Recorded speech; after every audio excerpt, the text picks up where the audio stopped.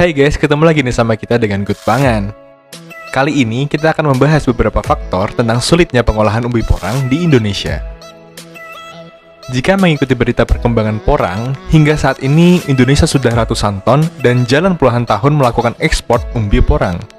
Tapi kenapa ya Indonesia yang merupakan produsennya malah menikmati hasil olahannya dari buatan luar negeri? Nah, dari berbagai artikel yang sudah kami rangkum, berikut adalah beberapa faktornya. Number 1. Teknologi yang belum memadai. Seperti diketahui, untuk urusan teknologi, Indonesia masih mengandalkan impor dari luar negeri. Jikapun bisa membuat produk sendiri, harga dan kualitas akan kalah bersaing dengan produk impor, seperti dari Jepang, Cina, Korea, Amerika, dan lainnya.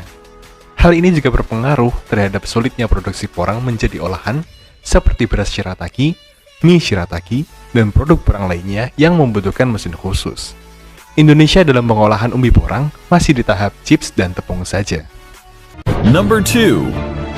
Biaya pengolahan yang tinggi. Ada banyak tahap untuk mengolah umbi porang menjadi bahan baku makanan yang siap untuk diolah. Dari tahap pencucian, pemotongan menjadi chips, pengeringan, penurunan kadar oksalat, hingga proses menjadi bahan makanan.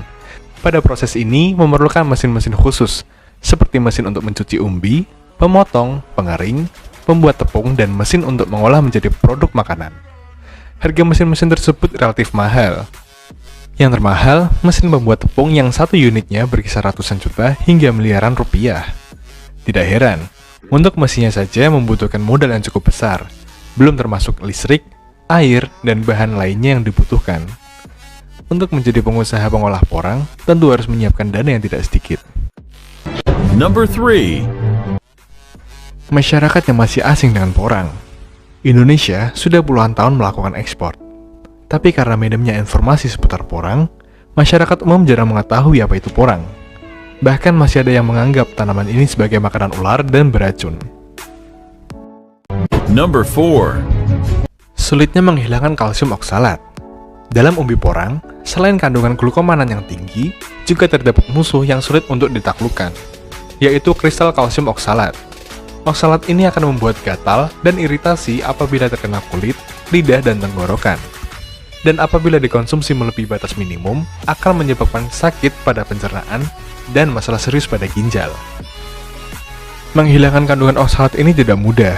Ada beberapa metode yang bisa digunakan, yaitu secara mekanik, kimia, dan juga biokimia atau fermentasi.